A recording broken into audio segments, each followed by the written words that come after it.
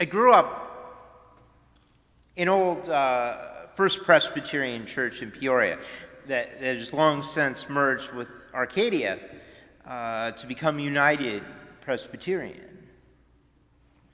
One of the fondest memories of my childhood at Old First was our hanging of the greens. Before Christmas, the community decorated the church and made cookies and just generally had a lot of fun. After we were finished, we gathered together, and one of the adults in our community read us children a story. The adults tagged along too. It was the same story, I remember, for a number of years, and it made quite an impression on me. And I'm going to tell you a very truncated version of it from memory. And truly, I can't remember who wrote it, though I've tried to find where it can be found. I'm probably misremembering it. And I give the original author, whoever they are, all credit. I did not write this story. I merely misremembered it for this telling. I hope I covered my bases here. Let's go. Once, in a nondescript town, in an uncertain place, in an unknown country, there lived this old shoemaker. His wife had died many years ago, and their children had long since moved away, starting their own lives and beginning their own stories. He was sleeping one night, and an angel of the Lord appeared to him in a dream and told him to not be afraid, because that's the kind of thing that you expect an angel to say. The angel told him to rejoice, because it was nearing Christmas, and on Christmas Eve, the Christ child would visit him. The man woke up with excitement and began his preparations, as Christmas Eve was only a few days away. Using all his skill, he fashioned the finest pair of shoes he could for the Christ child. He reasoned that Christ would surely wish to have a warm set of clothes as well. December was very cold, you see, in this country, and Jesus is from Palestine. So the shoemaker went out and bought a fine and warm set of clothes. Finally, thinking that the Christ child might be hungry after his long journey to this particular town, to this unnamed country, he bought a stunning amount of fine food to make a great feast. Christmas Eve came. As the dusk settled, the shoemaker sat down to wait. At about 6 o'clock, there was a knock on his door, and he sprung up to open it. Yet the shoemaker wasn't presented with the Christ child, but a man shivering in garments too thin for the weather. He begged the shoemaker for anything warmer, saying, "Sir, if I continue my journey with clothes this thin, I will surely freeze and die." Having nothing but the clothes he brought for the Christ child, and resigned in his heart to only give 2 rather than 3 gifts, he gave the traveler the clothes he bought and sent him on his way, warm and safe. At 8 o'clock, there was another knocking on his door, and again he rushed to open it. Again, it was not the Christ child, but a family thin and famished on the road. "Sir," the father said, "we have been traveling for many days with nothing to eat. If we do not have something soon, we will surely starve before the end of our journey." The shoemaker realized he had incorporated all his remaining food into the Christ child's feast. Resigning himself to give but 1 gift, the shoemaker invited the family in. At his urging, they consumed their fill and went on their way. With a single gift left and the night progressing, the shoemaker again sat down to wait. At 10 o'clock, there was another knock on the door, and again the shoemaker rushed up to open the door. He was confronted with a young mother holding her son. "Sir," she said, "my son is without shoes, and I have no money to buy him a pair. I hear you are a shoemaker. Do you have a pair you might be able to give him?" Alas, the only shoes he had to give that could fit the child were the pair he had made for the Christ child. And he almost said no. I don't want you to think he was morally superhuman or something. It really was a deep temptation for him to turn this woman and her child away. But then he thought of a friend of his who had ultimately lost a foot to frostbite. He grabbed the fine pair of shoes and presented it to the mother. 10 o'clock became midnight, and Christmas Eve was over. Heartbreaking, the shoemaker went to bed, and in his troubled and saddened sleep, he again saw the angel. "You," the shoemaker shouted, "you told me that the Christ child was going to visit me, and it didn't happen. And now I have nothing to give him anyway." The angel, remaining calm in the shoemaker's tirade, which quite frankly annoyed the shoemaker more, and then he responded, "The Christ did indeed visit you tonight. 3 times, in fact. For it was written, I was naked and you clothed me. I was hungry and you fed me. And what you have done for the least of these my kin, you have done for me." The truth hit the shoemaker like the proverbial piano or anvil falling on his head. He wept all night in a way that wasn't exactly joy, and it wasn't exactly shame for his inability to see the truth that was before him. But it was, sisters and brothers, it was transformation. It was the kingdom of heaven drawing near. Abraham, he probably had no idea at the beginning of this narrative that God was standing before him, beyond maybe an instinctive impulse.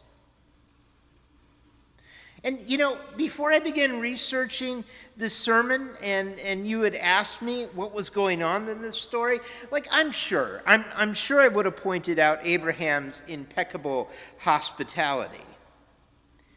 But I probably would have assumed that Abraham had some knowledge right off the bat that he was serving Yahweh. After all, we as readers know it, but the text is clear. Yahweh appears to Abraham. Abraham, however, looked up and saw 3 strangers, 3 guys standing near him. It was a commentator who eventually pointed this out to me. When Abraham says Lord, what he's saying is a variant of Adon, a Hebrew honorific that is often used as a euphemism for God in the Old Testament in its plural form, Adonai.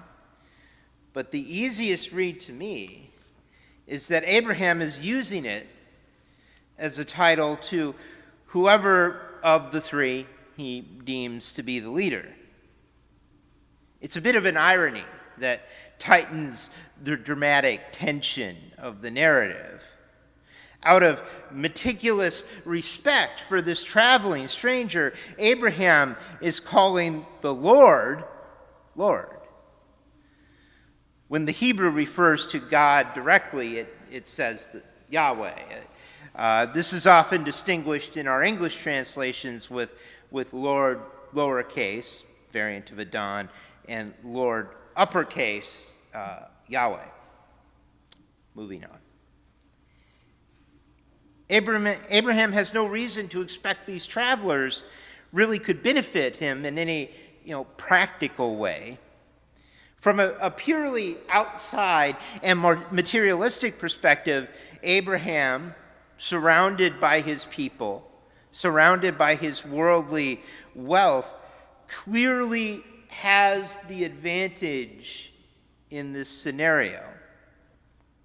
And he treats these three travelers as honored, even royal guests. And I say that because there is almost this courtly way he tends to maneuver around, telling them that there is no obligation that they hold to him. They can refresh themselves with what Abraham has to offer, and then they can go on his way because he is their servant. They can go on their way without providing some reciprocal service of labor or whatever. And these are travelers, As far as Abraham knows at this point, they would have died of thirst in the wilderness if he hadn't helped them. And really, let's be kind to Sarah. No wonder Sarah laughed at the promise given of a son. I mean, wouldn't you laugh in that context? It was only in God's knowledge, supernatural knowledge presumably, of Sarah's laugh from far off, that his true nature began to dawn on them. Abraham's behavior is every way the opposite of the brutality of Sodom that God leaves him later in the chapter to punish. And let's be clear. I think especially because this is Pride Month, though I do suspect I'm preaching to the choir, the sin of Sodom was at the least a catastrophic failure of welcome on a mind-numbing scale of travelers, of sojourners. And to make it about sexuality does violence to the story and leads to violence to our LGBTQ siblings. Despite initial appearances, these travelers were indeed God and angelic attendants. Some of us might be tempted to read the Trinity into it, but the fact remains, God visited Abraham as a traveler on the road, and Sarah did indeed bear a son. The households that welcomed the disciples of Christ, seen on their doorstep, hungry, poorly provisioned, and poorly financed people, could they have anticipated the transforming, healing power that they brought with them? I mean, could any of us? The good and life-changing news about the kingdom of heaven, could they have known that before? It's easy when we read this passage of Matthew to place ourselves in the position of the disciples. We rightly tend to read ourselves into the disciples. We rightly tend to read these obligations and commands given to them as ours as well. We are all disciples of Christ, after all. But it occurs to me, when you do the numbers, that we are far more likely the spiritual descendants of those who welcome them in. There are so many more of them, after all. We are on a line of a spiritual family of people who did welcome these poorly provisioned travelers and did receive this monumental healing, this monumental news of the kingdom of God. So what do we do then with these readings today? One thing I think of is that we tend to see tales of hospitality, of stories of the person showing the hospitality themselves. And it becomes a story of their generosity, their wealth, their welcome. And these readings, in their own way, turn that assumption on its head, because it is ultimately those who received the hospitality that gave the greater gifts. Perhaps one of the truths of godly hospitality is a certain humility, an awareness of the value of the other, of the outsider, the traveler, the stranger. If we take seriously that we are all made in the image of God, all we welcome into our homes, our spaces, our lives, come bearing an aspect of that image. I feel that there's something else percolating in the story of Sarah and Abraham and God.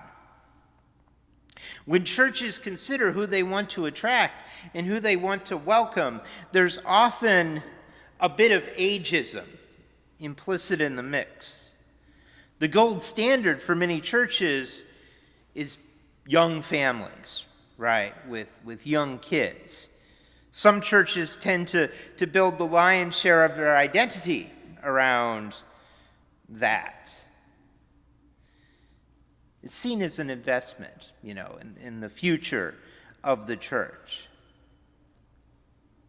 But there is so many ways to provision for the future of the church. And older people, they have a great many gifts to give.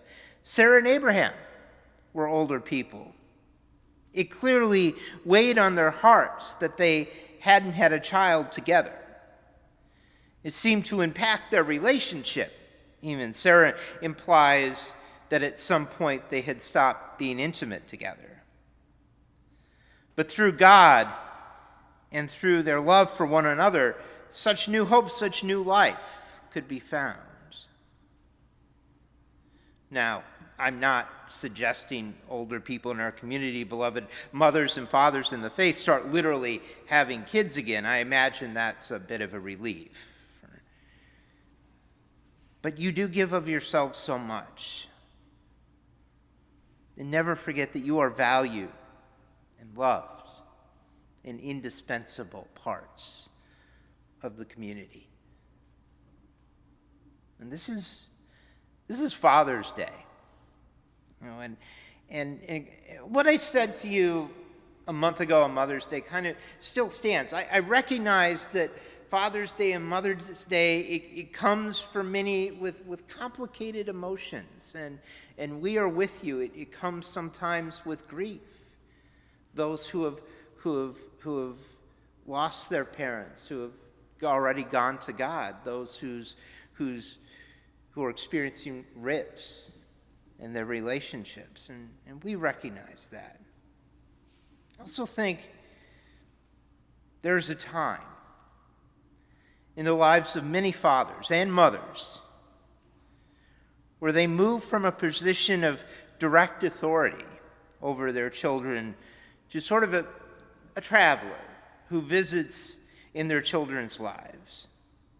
Children of fathers, myself included, tend to assert their independence by claiming they have nothing more to receive from them.